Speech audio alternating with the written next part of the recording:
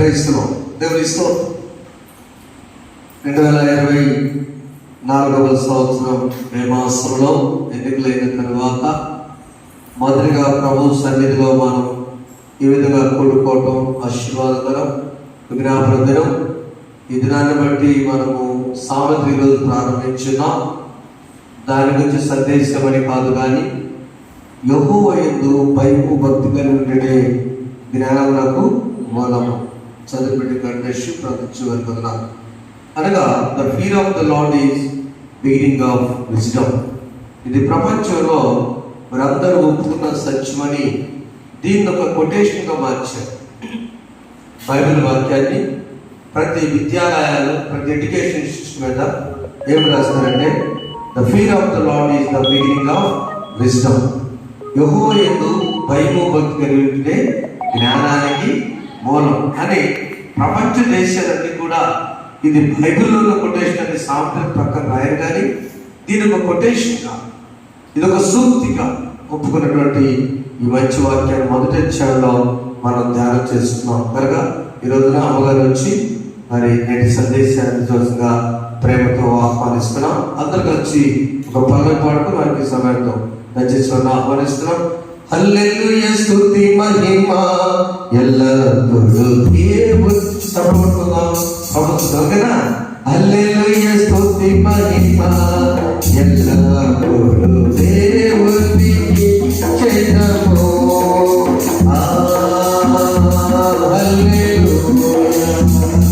హల్లెలూయా హల్లెలూయా హల్లెలూయా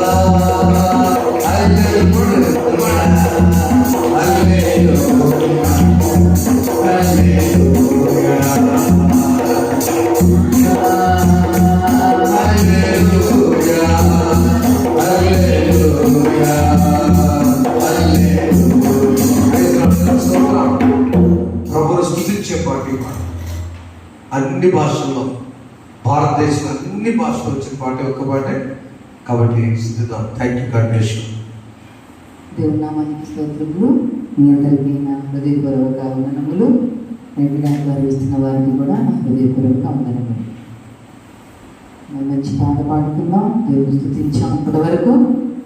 మరియు ఈరోజు మే మాసము మరి 3వ గురువారం కదా, 3వ గురువారం. అయితే పోయిన గురువారము ప్రభుని ఆరోహణ.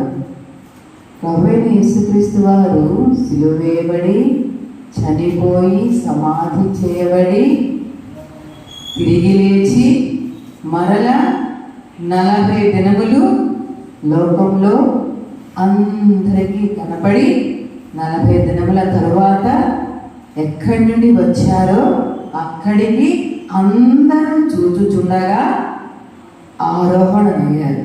పోయిన వారం అంటే 40 దినముల తర్వాత మనం ఈస్టర్ పండుగ జరుపుకున్న తర్వాత 40 దినములు యేసు ప్రభు వారు చక్కగా అందరికీ కనిపించి అనేక తన హస్తంలో ఉన్నటువంటి గుర్తులు, పాదాల్లో ఉన్న గుర్తులు, ప్రక్కల బల్యం యొక్క గుర్తులు, తలకి ముళ్ళ కిరీటం పెట్టినప్పుడు వచ్చిన ఆ గుర్తులు అన్ని 5 గాయాలు చూపించి అందరి ఎదుట ఆరోపణమై అందరికీ చెప్పారు. ఆ తర్వాత జరిగిన సంఘటనలు ఏంటో మనం ఈరోజు చూద్దాం. అపోస్తల కార్యముల గ్రంథము 4వ అధ్యాయము 13వ వచనము. అపోస్తల కార్యముల గ్రంథము 4వ అధ్యాయము 13వ వచనము. వారు పేతురు యోహానుల ధైర్యమును చూచినప్పుడు వారు విద్య లేని పామరులని గ్రహించి ఆశ్చర్యపడి వారు యేసుతో కూడా ఉండిన వారిని గుర్తెరిగిరి. చూద్దాం ఒకే ఒక మాట ఇక్కడ. వారు పేతురు యోహానుల ధైర్యమును చూచినప్పుడు వారికి ఏమి కలిగింది? యేసు ప్రభు వారితో ఉన్న శిష్యులకి ఆ 40 దినాల ఆరోహణమైన తరువాత వారు ఇక చూస్తూ అక్కడ గల్లీ మనుషులతో చెప్తున్నారు, మీరు ఈ విధంగా చూస్తున్నారు కదా, సిలువ వేయబడిన యేసు ప్రభు ఏ విధంగా ఆరోహణమయ్యారో మరలా వస్తారు, మరలా మనల్ని తీసుకువెళతారు, ఆయనే పునరుద్ధారుడైన యేసు ప్రభు వారే, వారితోనే మేమున్నాం, ఇప్పటి వరకు కలిసి ఉన్నాం అని చెబుతూ ఉన్నారు. 3వ అధ్యాయము అదే అపోస్తల కార్యముల గ్రంథము 3వ అధ్యాయము 1వ వచనం చూద్దాం. అది ఆ వృత్తాంతం మనందరికీ తెలుసును. ఏంటి? పగలు 3 గంటలకి పేతురు యోహానులు దేవాలయం మెట్లు ఎక్కి వెళుతూ ఉండగా అక్కడ పుట్టినది మొదలుకొని పుట్టివాడైన మనుష్యుడు అక్కడ ఉన్నాడు. ప్రతిరోజు ఆ దేవాలయం దగ్గర కొంతమంది మనుష్యులు వచ్చి అతన్ని అక్కడ భిక్షం అడగడానికి కూర్చుండబెట్టి మళ్ళా తీసుకొని పోతూ ఉండేవారు. అయితే ఆ కుంటివాడు ఆ పేతురు యోహానులు దేవాలయానికి వస్తూ ఉన్నప్పుడు వారి వైపు తేరి చూచారు. ఏమని? నాకేమన్నా వెండి నాణ్యం కానీ బంగారు నాణ్యాలు కానీ నాకేమన్నా ఇస్తాడేమో అని ఆశతో చూసినప్పుడు వారు ఏం చేశారు? వెండి బంగారములు నా యొద్ద లేవు, మా యొద్ద లేవు, కానీ నజరేయుడైన యేసు నామమున నీవు లేచినడు చెప్పాడు. వెంటనే కుడి చేయి పట్టుకొని లేపగానే అతను వెంటనే లేచాడు. పుట్టినది మొదలుకొని కుంటివాడైన మనుష్యుడు లేచి దేవాలయాన్ని పరుగెత్తుకొని వచ్చి దేవాలయంలో కూర్చొని దేవుని స్తుతిస్తూ ఉన్నాడు. ఈ అద్భుతం జరిగిన తరువాత అక్కడ ఉన్న వారందరూ ఏంటి ఇతనేంటి, అతను పుట్టింది కుంటివాడిగా పుట్టాడు కదా, ఈ మనుషులేంటి, ఈ పేతురు యోహానులేంటి, వీరెవరు అసలు? విద్య లేని పామరులు, వీరేంటి, వీరి ద్వారా ఎంత అద్భుతం జరగడం ఏంటి అని ఆ మనుషుని తీసుకొచ్చి ఎవరు నేను స్వస్థపరిచింది అని అడుగుతూ వారిని ఇబ్బంది పెట్టారు. అయితే అప్పుడు ఏం చెప్తున్నారు పేతురు యోహానులు? 4వ అధ్యాయం వెళదాం. 9వ వచనం. ప్రజల అధికారులారా పెద్దలారా ఆ దుర్బలుని చేయబడిన ఉపకారుల గురించి వారు దేని వల్ల స్వస్థత పొందినని నేడు మమ్మల్ని విమర్శించుచున్నారు కనుక మీరందరూ, మీరే కాదు ఇశ్రాయేలు ప్రజలందరూ తెలుసుకొనవలసినదేమనగా మీరు సిలువ వేసినట్టు మృతుల్లో నుండి దేవుడు లేపినట్టు నజరేయుడైన యేసుక్రీస్తు నామముననే వీడు స్వస్థత పొంది మీ ఎదుట నిలుచుచున్నాడు. 12వ వచనం. మరి ఎవరి ఉన్నను రక్షణ కలగదు కానీ ఈ నామముననే అని చెప్పారు. ఏంటి ఇంత ధైర్యం వచ్చింది వీరికి? విద్య లేని పామరులు ఇంత ధైర్యంగా నాతో మాట్లాడుతున్నారు. మేము అధికారులం, పెద్దలం, శాస్త్రులం, ప్రధాన యాజకులం, మాతో మాట్లాడేటువంటి ధైర్యం ఎలా వచ్చింది వీరికి? ఎలా వచ్చింది? ఎలాగా మీరు ధైర్యాన్ని పొందుకున్నారు అంటే చూద్దాం. ఎలా ధైర్యాన్ని పొందుకున్నారో ఈరోజు మనం 2 వచనాలు గుర్తు చేసుకుందాం. మొదటిది మత్తయి సువార్త 9వ అధ్యాయం 2వ వచనం. మత్తయి సువార్త 9వ అధ్యాయం 2వ వచనం. ఇదిగో జనులు పక్షవాయువుతో మంచం పట్టి ఉన్న ఒకని ఆయన ఎద్దుకు తీసుకొని వచ్చారు. యేసు వారి విశ్వాసమును చూచి, కుమారుడా, ధైర్యముగా ఉండుము, నీ పాపములు క్షమింపబడి ఉన్నదని అతనితో చెప్పి అతన్ని బాగు చేశారు. ఈ ధైర్యం ఎక్కడి వచ్చింది పేతురు యోహానులకి? అక్కడ యేసు ప్రభువు వారు నువ్వు ధైర్యంగా ఉండు అని అతనితో చెప్పారు. ఎవరతను? పక్షవాయువుతో మంచం పట్టి ఉన్న ఒకడు. అతన్ని తీసుకొచ్చింది ఎవరు? వారి స్నేహితులు. 4 మోసుకొని వచ్చారు. వస్తే యేసయ్య ఏమని చెప్పారు? వారి విశ్వాసమును చూచి, కుమారుడా, నీవు ధైర్యంగా ఉండు. ధైర్యం. యేసు ప్రభువు వారు చెప్పిన మాట పేతురు యోహానులకి గుర్తొచ్చింది. నిజమే, ఆ యేసయ్య ఆ దుర్బలులకి ఒకే ఒక మాటతో చెప్పారు. ఏమని? నువ్వు ధైర్యంగా ఉండు, నీ పాపములు క్షమించబడినవి, నీవు స్వస్థత పొందుకుంటావు. ఇదే మాట. నీవు ఎప్పుడైతే ధైర్యంగా ఉండి దేవుని యందు విశ్వాసం ఉంచుతావో నీకు కావలసిన స్వస్థత నీ దేవుడు అనుగ్రహిస్తాడు. అందుకే అలనాడు పేతురు యోహానులు ఆ అధికారులైనట ధైర్యంతో నిలబడి చెప్పారు. కాబట్టి ప్రియమైన దేవుని బిడ్డలారా, మనకు ధైర్యం ఎక్కడి నుండి వస్తుంది? మన యేసు ప్రభువు వారి యొద్ద నుండి. ఆయన ఏమి ఎప్పుడు ధైర్యాన్ని అనుగ్రహించారు. ఎప్పుడు మంచం పట్టి ఉన్నటువంటి ఆ వ్యక్తితో నీవు ధైర్యంగా ఉండు, నీ పాపములు క్షమించబడినవి అని చెప్పిన వెంటనే ఆ ధైర్యాన్ని గుర్తు చేసుకున్నారు. అందుకే అందరితో ధైర్యంగా చెప్పారు. ఎవరు ఇతని స్వస్థపరిచింది ఎవరు? నజరేయుడైన యేసు అని గుర్తు తెచ్చుకున్నారు. ఇంకొక సందర్భం చూద్దాం. మార్కు సువార్త 10వ అధ్యాయము 49-50 వచనములు. మార్కు సువార్త.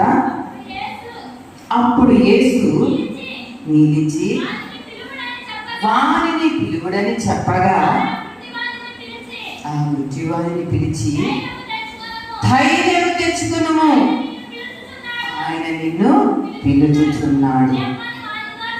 అది నెమ్మది వానితో చెప్పిరి. అంతటా వాడు బట్టను పారవేసి దిగ్గున లేచి యేసు వద్దకు వచ్చెను. చూడండి, ఇక్కడ ఏ సందర్భంలో వేసే ధైర్యం తెచ్చుకో అని చెప్పారు. యేసు ప్రభువు వారు అటు వెళుతూ ఉండగా ఇక్కడ గుడ్డివాడు ఈ దారిన యేసు నజరేయుడైన యేసు వెళుతూ ఉన్నాడు. ఆయన స్వస్థపరుస్తాడని విని నమ్మి కేకలు వేస్తా, దావీదు కుమారుడా, నన్ను ఖండించు అంటే ఎందుకు నువ్వు కేకలు వేస్తున్నావు, వాగు కాసేపని అక్కడ పక్కనున్న శిష్యులు గద్దించారు. గద్దిస్తే వాడు ఇంకా ఎక్కువగా కేకలు వేశారు. కేకలు వేసి అంటే నాకు స్వస్థత కావాలి, నన్ను నా దేవుడు ఖండించాలి అని విశ్వాసంతో మరి ఎక్కువగా కేకలు వేసినప్పుడు యేసు ప్రభువు వారు నిలిచి అతన్ని పిలుచుకురండి. అంతే, నువ్వు ధైర్యం తెచ్చుకో, ఆయన పిలుస్తుంది. కాబట్టి యేసుని పిలిచి ఆయన్ని ధైర్యం అనుగ్రహించి అతన్ని స్వస్థపరిచాడు. అప్పుడు కన్నులు చక్కగా గుడ్డితనం పోయి యేసు ప్రభువు వారి వెంట అతను వెళ్ళాడు. ప్రియమైన దేవుని బిడ్డలారా, మనము కూడా ధైర్యము కోల్పోయే పరిస్థితులు కొన్నిసార్లు వస్తాయి. వెంటనే మనం ధైర్యం తెచ్చుకోవాలి. ఎలా తెచ్చుకోగలం? ఆ రోజు విద్య లేని పామరులు పేతురు యోహానులు ఎంత ధైర్యంగా అధిపతులని చెప్పగలిగారు. ఎవరి నామమున ఇతను స్వస్థత పొందాడు? ఎవరి నామం? మీరు సిలువ వేసినట్టు, సమాధి చేయబడినట్టు, ఆ తర్వాత తిరిగి లేచినట్టు ఉన్నటువంటి యేసు క్రీస్తు నామం వల్లనే ఇతను స్వస్థత పొందాడు ధైర్యంగా చెప్పగలిగారు. ఇంకొకటి గుర్తు చేసుకుందాం. మార్కు సువార్త 6:50 మన పరిస్థితి కూడా ఆ విధంగానే ఉంటుంది.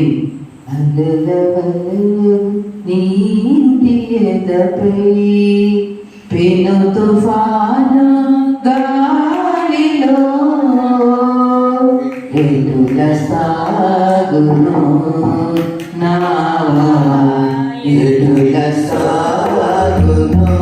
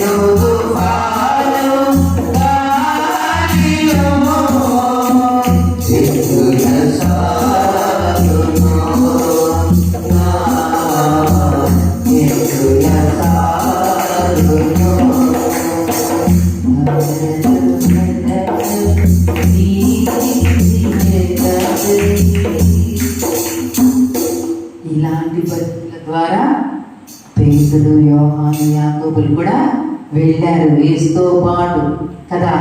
అలాంటి పరిస్థితి ఒక్కసారి గుర్తు చేసుకున్నారు. ఏంటి? మార్కు సువార్త 6:50 అందరూ ఆయనను చూచి తొందరపడగా వెంటనే ఆయన వారిని పలుకరించి, ధైర్యము తెచ్చుకొనుడి, నేనే, భయపడకూడని చెప్పాను. తరువాత ఆయన దోణి ఎక్కి వారి ఎదురుకు వచ్చినప్పుడు గాలి అడిగాను. అందుకు వారు తమలో తాము మిక్కిలి విభ్రాంతి నొందిరి. అది అక్కడ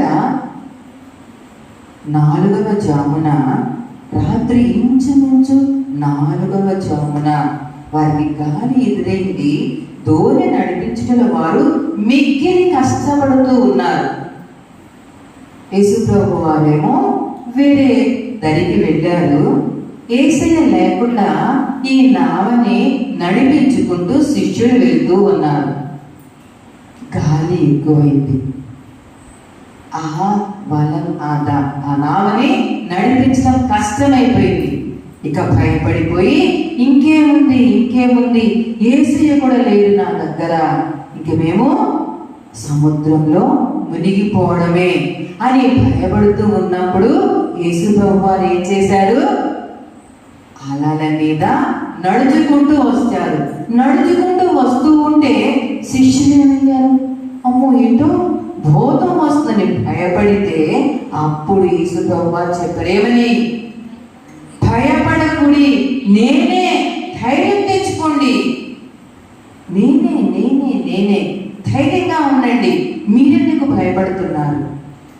ఇలాగా ఇన్ని సందర్భాల్లో యేసు ప్రభు వారు ధైర్యం తెచ్చుకోండి, ధైర్యంగా ఉండండి అని చెప్పిన సందర్భాలు పేతురు యోహానులు గుర్తు తెచ్చుకున్నారు. అందుకే వెంటనే అధికారులు ఆ యొక్క దుర్బలులకు చేసినటువంటి అద్భుత క్రియని గురించి అడిగినప్పుడు చెప్పారు, వీరు విద్య లేని పామరులు అయినప్పటికీ ఇంత ధైర్యం ఎక్కడి నుండి వచ్చింది? యేసు ప్రభు వారిని బట్టే ధైర్యం వచ్చింది. కాబట్టి ప్రియమైన దేవుని బిడ్డలారా, మనకు కూడా ఎలాంటి పరిస్థితులు వచ్చినా ధైర్యంగా ఉండండి, మునిగిపోవద్దు, భయపడవద్దు. మనం కూడా కొన్నిసార్లు యేసు ప్రభు వారు మన కోసమని వస్తున్నప్పటికీ మనం భయపడిపోయి అమ్మో పోతాం. మన పరిస్థితి తప్పించడం కోసం ఆయన మనకు ఎదురుగా వస్తుంటే మనం భయపడిపోయి దానిలో మునిగిపోవడానికి, ఆ పరిస్థితులకే మునిగిపోవడానికి ప్రయత్నం చేస్తూ ఉంటాం. కానీ మన దేవుడు ధైర్యం తెచ్చుకోండి, నేనే, భయపడకూడదని చెప్పారు. కాబట్టి ప్రియమైన దేవుని బిడ్డలారా, 40 దినములు మనం శ్రమకాల ధ్యానించుకున్నాం. ఈశ్వర పండుగ చక్కగా జరిపించుకున్నాం. పోయిన వారం ఆరోహణ వారాన్ని మనం జరిపించుకున్నాం. ఈ వారం నీ దేవుడు నిన్ను అడుగుతున్నాడు, నీకు ధైర్యం ఉందా? అలనాడు పేతురు యోహాను విద్య లేని పామరులు అయినప్పటికీ అధికారులను ఎదిరించి యేసు ప్రభు వారి గురించి అంత చక్కగా చెప్పారు. నీకు ధైర్యం ఉందా? నా దేవుడు నన్ను స్వస్థపరుస్తాడు, నా దేవుడు నన్ను మునిగిపోకుండా నన్ను రక్షిస్తాడు, నా దేవుడే నన్ను స్వస్థపరుస్తాడు అనేటువంటి ధైర్యం ఉందా? ఈ ధైర్యం ఎప్పుడు వస్తుంది? యెహోవా యందు భయభక్తులు కలిగి ఉండుట ధైర్యమును పుట్టించును. యెహోవా యందు భయభక్తులు కలిగి ఉండుట ధైర్యమును పుట్టించును. కాబట్టి దేవుని భయభక్తులు కలిగి ఉందాం, ధైర్యాన్ని కలిగి ఉందాం. మన ధైర్యాన్ని ఇచ్చిన మన దేవుడైన యేసు ప్రభు వారి కోసం పేతురు యోహానులు ఏ విధంగా నిలబడ్డారు సాక్షులుగా, ఆలోచన మనం కూడా యేసు ప్రభుకి సాక్షులుగా జీవించుదాం. అలాంటి గొప్ప కృప మన ప్రభు మనందరికీ దయచేయను కనుక ఆమేన్. యాజకుల వారికి, సంఘానికి ప్రేరేపిస్తున్నారు. మరొకసారి నా ధన్యవాదాలు.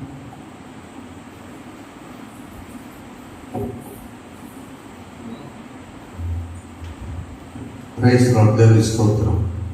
ఈ రాత్రి కాలంలో దేవుడు నిజంగా మనతో మాట్లాడి ఉన్నారని నేను నమ్మొచ్చున్నా. Do you have courage? నీకు నిజంగా ధైర్యం ఉందా? అదే విషయం. ధైర్యము పిరికివారు పరలోక రాజ్యాన్ని వెళ్ళారు. ధైర్యము ఏదంటే భౌతికమైన ధైర్యం కాదు, అనవసరమైన వాటి కోసం ధైర్యం కాదు. యేసు యొక్క శక్తిని నమ్మే ధైర్యం ఉన్నదా? ఉంటే చంపబడదాం బయట. యేసు పునరుద్ధరణ తిరిగి లేచి ఆరోహణమయ్యాడు. ఆ సంగతి నమ్మే ధైర్యం ఉందా? ప్రపంచం అంతా కూడా చూస్తూ ఉంటుందా? ఆ ధైర్యంలో యవనస్తులు మోసుకుని వస్తారు. పేతురు యోహానులు స్వస్థపరిచిన తర్వాత, పుట్టి ఆ బాబుని స్వస్థపరిచిన తర్వాత, 30 సంవత్సరాలు ఎవరో స్వస్థపరిచిన తర్వాత ఎలా తెచ్చారు? చదువులేదు, డాక్టర్లు కాదు, ఏదంటే ఏం చెప్పారు? మేము యేసుక్రీస్తు మాలో ఉన్నాడు కాబట్టి మాకు కలిగిందే మేము ఇచ్చాము. ఏంటి యేసుక్రీస్తు అంటే? పరిశుద్ధాత్మ దేవుడు మాలో ఉన్నాడు. పరిశుద్ధాత్మ దేవుడు ఉన్న వ్యక్తి ధైర్యం ఉంటాడు. దేవుని స్తోత్రం, హల్లెలూయా. ఆ పరిశుద్ధాత్మ శక్తులను బట్టే వాడు గుర్తుకొచ్చింది 3 విషయాలు. మరి జస్ట్ రిపీట్ చేస్తుంది. ఫ్రెండ్స్ అయితే ఉన్నారు, 4 మోసుకొస్తున్నారు. వాడు ఫ్రెండ్ ఒక్కడే పక్షవాదున్నాడని వాడికి నమ్మకం లేదు. ఎన్నో చోట్ల చూపించాడు మా నాన్న. కాదు ఆయన యేసు ప్రభు దగ్గర తీసుకెళ్తున్నామని ఆ జనం అంతా ఉంటే కప్పు తీసి పైనుంచి కింద తీస్తే ప్రభు ఏమన్నారు?